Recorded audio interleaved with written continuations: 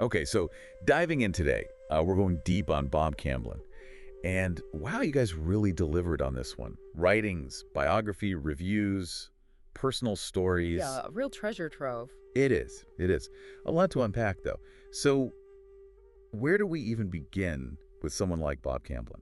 I think the first thing that hits you, when you start digging into Camblin, is that he was like this fiercely independent artist. I mean, Right. his work, paintings, drawings, you name it, super sought after, but so hard to find. Yeah, yeah. And he was so prolific, too. You see it in those books from Running Man Press.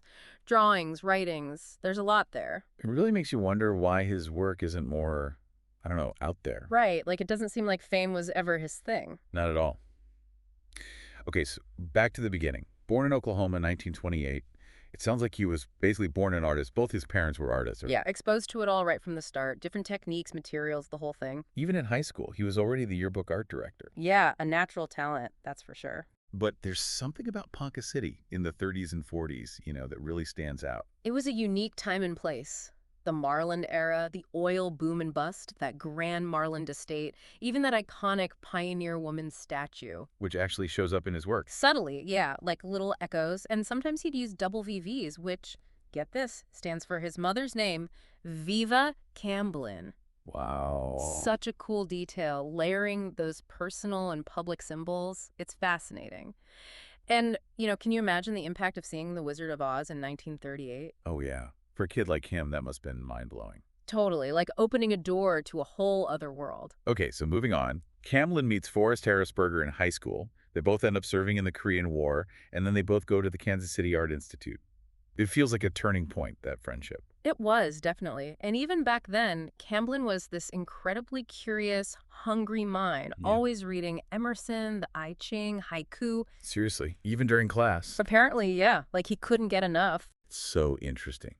Okay, then comes the Fulbright Scholarship to Italy. Huge moment. A pivotal moment. Imagine him surrounded by masterpieces in the Uffizi Gallery. And then on the flip side, the Capuchin catacombs in Palermo. Preserved bodies, this visceral encounter with mortality, it all stayed with him. You can see it too, those Botticelli connections. Right. His Birth of Venus tied to KPFT radio here in Houston. What? Yep, local connection. And his reimagining of Primavera with that mysterious masked flora filled with hidden symbols. It's like he's having a conversation with these iconic paintings. Reworking them through his own experience. I love that. So back from Italy, he starts teaching, eventually lands at Rice University here in Houston. Yeah, finding his footing. And it becomes clear that his whole artistic philosophy is, well, different. Different how? He wasn't interested in, traditional success, awards, big sales. He wanted his art to connect with people on a deeper level, a more spiritual level. Almost like a direct line to the soul. Exactly. And you see it in his early work, social protest art with those bold outlines and flat colors. Then he moves into this fascinating phase, kind of blending social realism with non-objective elements, exploring these human symbols. So wait, how did that work? Like real world stuff mixed with what, abstract forms? Yeah, exactly. It's this cool mix. Like in Sleepers Awake, he has these figures, but then also these swirling forms, these almost cosmic elements. He was inspired by Cremoni and those Etruscan figurines. Wow, and that's where the drawings start becoming like the main event, right? Yeah. Huge drawings competing with paintings. Yeah, it's a shift. And he even incorporates those corrections, those layers of pasted paper. Like he makes the process itself part of the art. Yeah, I noticed that in The Descent from the Cross. Yeah. It's like you can see the layers of his thinking. Absolutely. It's almost like a visual journal in a way. And then in the 60s, he's trying to bring together this lyrical quality of Hugo van der Goes with the raw emotion of Goya. I can kind of see that. Right. And get this, the pasted paper actually ages over time. So these unintended variations in tone appear. So the piece is constantly evolving. In a way, yeah. Like- And then there's a series of masks, more applied paper, the subtle shading, pen strokes. And he keeps the colors muted, so your eye goes right to the drawing. Really deliberate choices. Okay, so by the 70s, Camblin is really delving into the mystical. It's not just about beauty or personal expression anymore. He wants to evoke a state of mind. Yeah, he wants to take you somewhere. And he's super productive during this time. Different styles, but those drawings, they get so cryptic. All these hidden meanings about life, death, transformation. It's a whole other language he's developing. And you see these influences from Freud, De Chirico, Grunewald, even Kazantzakis and Günter Graff. Wow, that's a wide range. It is. And all those recurring images, puppets, scarecrows, skulls, that murky water in those glass reliquaries, it's all connected to these like big questions about existence. Yeah, yeah. But I get the sense that he never took himself too seriously. Right, there's this playfulness there, this refusal to be like super pretentious. Okay, and then in the 80s, he starts blending drawings and watercolors, Yeah. creates these illusionistic surfaces with camouflaged images. It's almost like he's playing hide and seek. Exactly. And it's like the key is to slow down, really look closely, appreciate the draftsmanship, let those hidden meanings emerge. Sometimes it takes years. Years. Wow. Okay, let's talk about some of the key themes that keep popping up. This idea of traps, tricks, and stillness, that's a big one. Yeah, it's so central to his work. The review, the art of everything, highlights that. Figure 4 traps, they become symbols, right? Tattooed arms is a representation of history. And the frog, that's stillness. He takes these simple things and turns them into metaphors, and what's so interesting is the paradox. You have traps that don't actually trap, illusions that reveal truth. Oh, I see that. It makes you think about how we get caught in our own traps, the traps of fear, the traps of time. And there's that stillness, too, like a way out. Right, like finding peace in the midst of chaos. It's powerful stuff. Okay, now, Spavinah. This painting is a trip. Green and red, this human-like figure with a heart, the fish, the swirling movement. It feels like a dream. It's such a vibrant, evocative piece. There are connections to so many movements. Cubism, Expressionism, Surrealism, even Chagall and Art Brut. So many layers. And the interpretations, wow. Right. Some see it as a fisherman, some see it as a dance, a mythic narrative, a folk tale, even a connection to indigenous art. And that title, Spavinah, it could be a fish or it could be Lake Spavinah in Oklahoma. Exactly. So it's rooted in a specific place, but also hints at something bigger.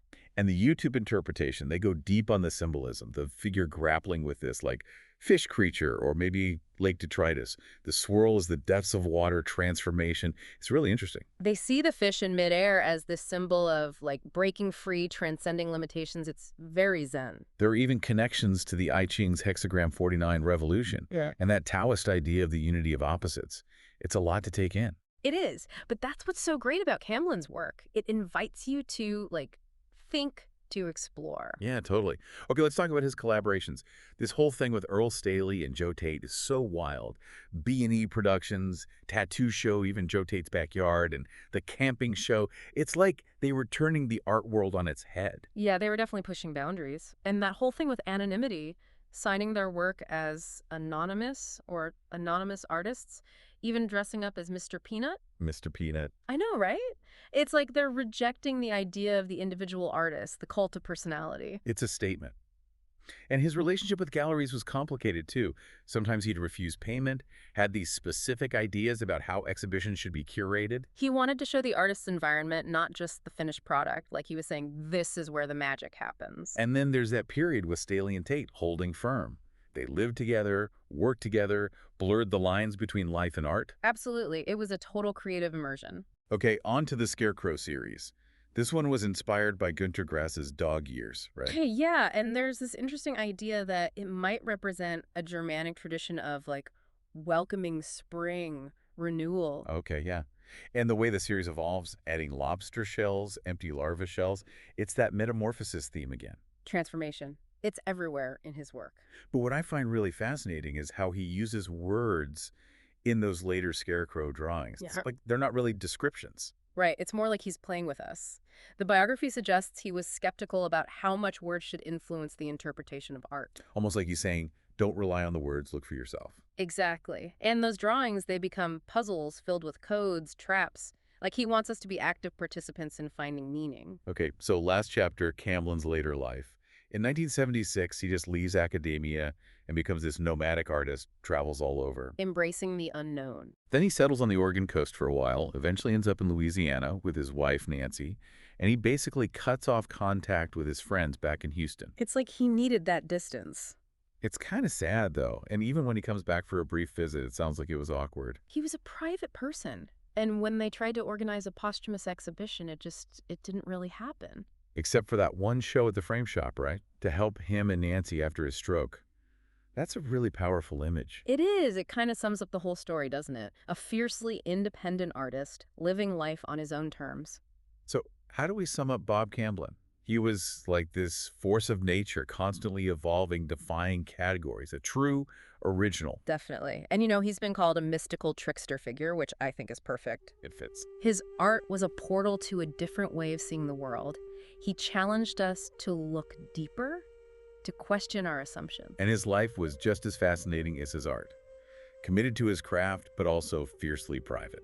I think that's what makes his work so compelling. It's a reflection of this complex, enigmatic individual who, saw the world in his own way and refused to compromise his vision. It's inspiring. And to our listeners, I hope this deep dive has opened your eyes to the power of Camblin's work, his exploration of paradox, transformation, those hidden meanings in everyday things. It's all there. And maybe it'll inspire you to look a little closer at your own world, to question what you see, to find those hidden connections. And on that note, here's a Camblin quote to ponder. Look into the atom, you get what you need. Look into magic, and you get what you need. Philosophy and art are in both. Like he's saying that there's wonder everywhere. Yeah. So go out there and find it. Thanks for joining us.